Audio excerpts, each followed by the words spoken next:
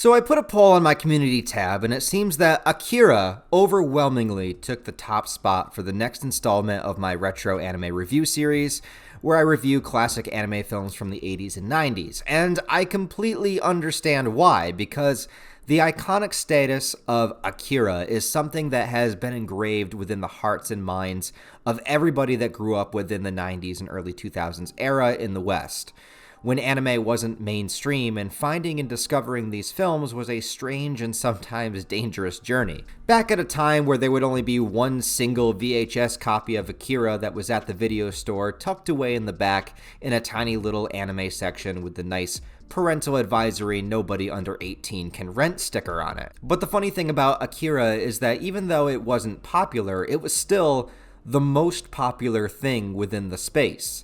It was the title that you would see over and over again if you were looking for anime in that era.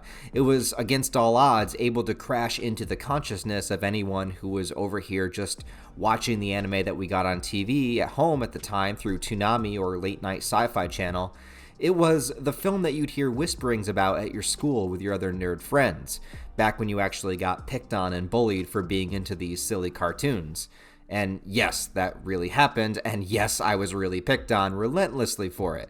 It's a stereotype that exists for a reason, but a lot from that came from and still extends into the fact that people don't understand that these animated properties could be for adults, could tackle heavier themes like Akira does, about the fallout of nuclear devastation, revolutions towards a government that doesn't have the people's best interests in mind, and this desperate struggle to capture and contain power that goes way beyond of the capabilities that humans should hold.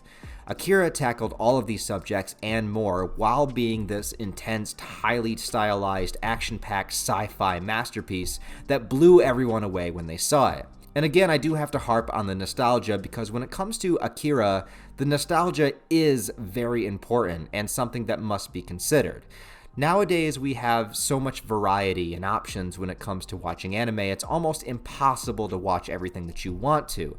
And you can pick from hundreds of different movies and series that deal with heavy topics and are targeted towards adults. But in America, in the mid to late 90s, there was no Crunchyroll, no Funimation streaming, the internet was brand new, so you watched what anime you could find when you could find it.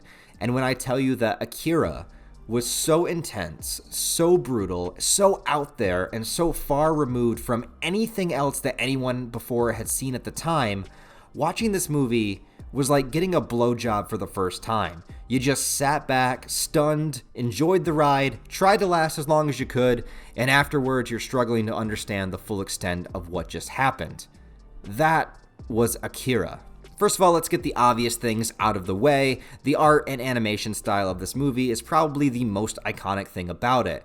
Many people say that Akira is style over substance, but first you have to realize a few things. The Akira movie adapts less than a fifth of the entire manga it's based on, so a ton of material is cut out in order to get to its conclusion.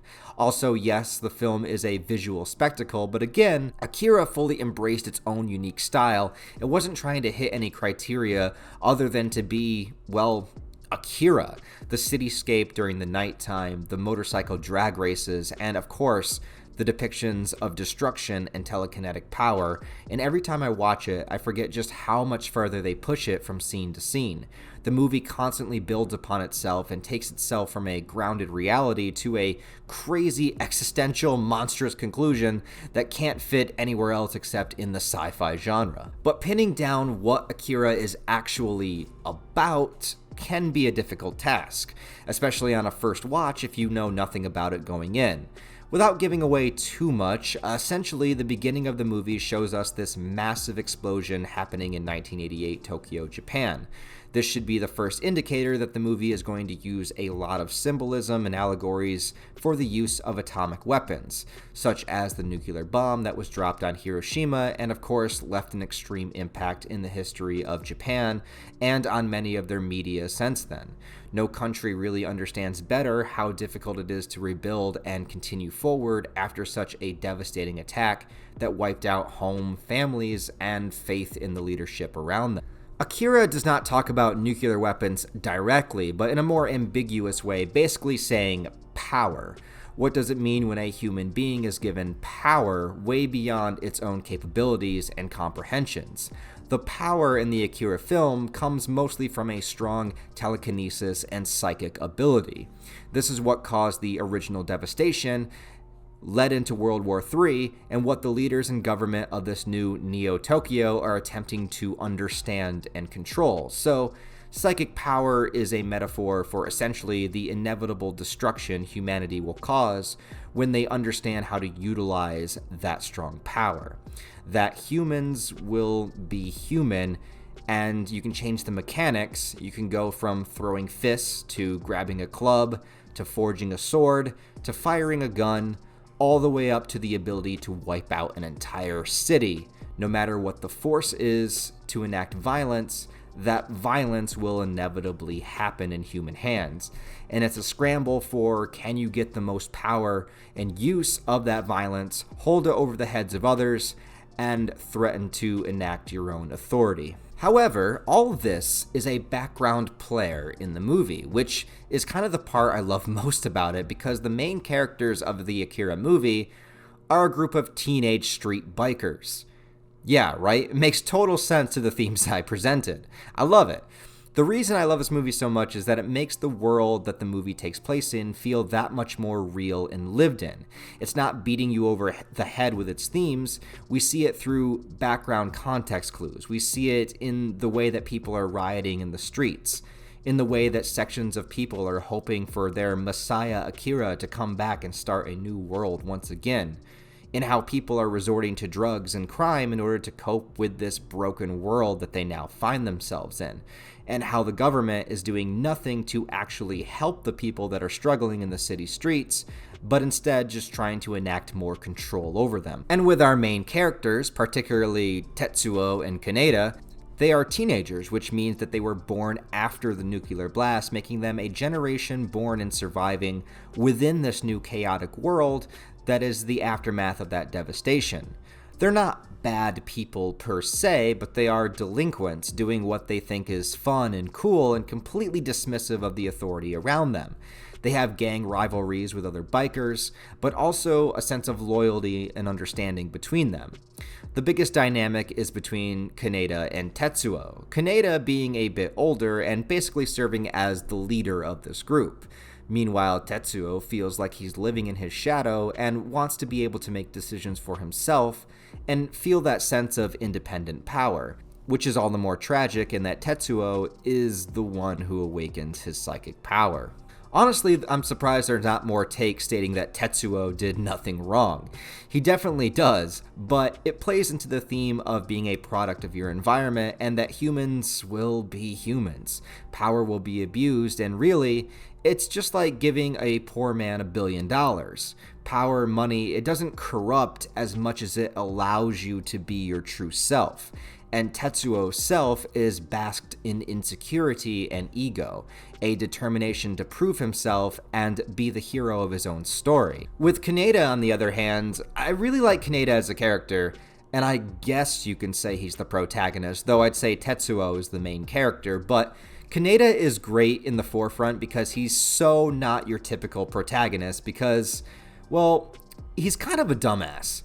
Like most of the movie, he's trying to get into the pants of the character Kei, and he also figures out what happened to his friend Tetsuo. But Kaneda is so far removed from the laboratory experiments, the revolutionist plot to infiltrate government facilities, and the psychic powers that Tetsuo is dealing with. Instead, Kaneda is just kind of caught in the middle, and he happens to be really good at riding motorcycles. And that's about it. He's also very much a product of his environment, needing to be tough and to be that leader figure for his friends, but he doesn't have some ultimate moral high ground or ideology that he's trying to push to the forefront.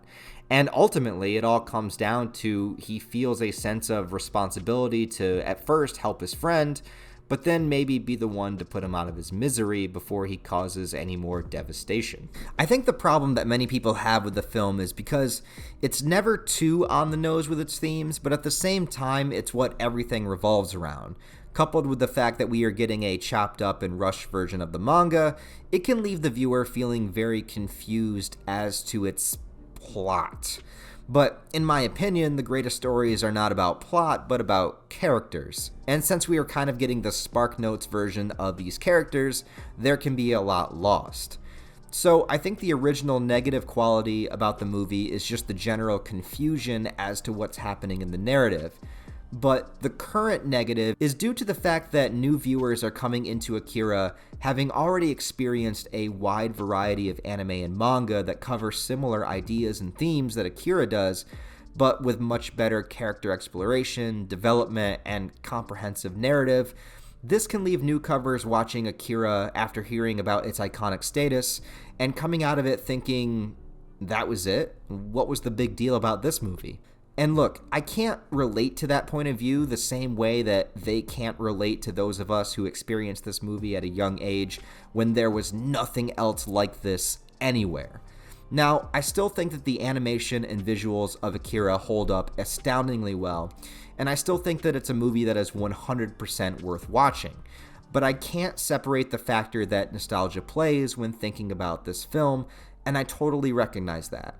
Time has a way of changing things, but whenever you go back and watch an older film, no matter what it may be, say you want to go back and watch the original Psycho by Alfred Hitchcock, you can't compare Psycho to modern day horror, but have to look at it within the context of the time it came out. Many have drawn inspiration and expanded on everything that Psycho did, but at the time, no film ever killed off its main character like that in the first act, and it shocked people to the core. Spoiler alert for Psycho, I guess, if you've never seen it. But just the same, when you see a movie with the scope, animation, violence, and themes of power and destruction in the hands of humanity, and you're seeing this at a time where your other animated options in the West were Disney movies and heavily edited shonen anime on Toonami, Akira took you to another world. It made you feel like you shouldn't be watching it. It blew your mind, making you understand and know that somewhere out there existed animation for adults that could do so much more than anything else you were used to. It's responsible for inspiring so many anime stories that came after it, and without Akira, the anime community may not be what it is today, especially in the West. For all those reasons and more, I cannot recommend enough to watch Akira. Anyways, thank you for watching this video, guys. I really do appreciate it. If you would like, I do have a Patreon you can join. It's in the description below to help support the channel, with plenty of perks available as well if you so choose. Even $1 a month is super helpful. There's also a merch store and various social media links where you can follow me and see pictures of my cat. In the comments below, let me know your first experience with Akira and what you think of the film overall. Also, don't forget to like the video and subscribe to the channel if you haven't already.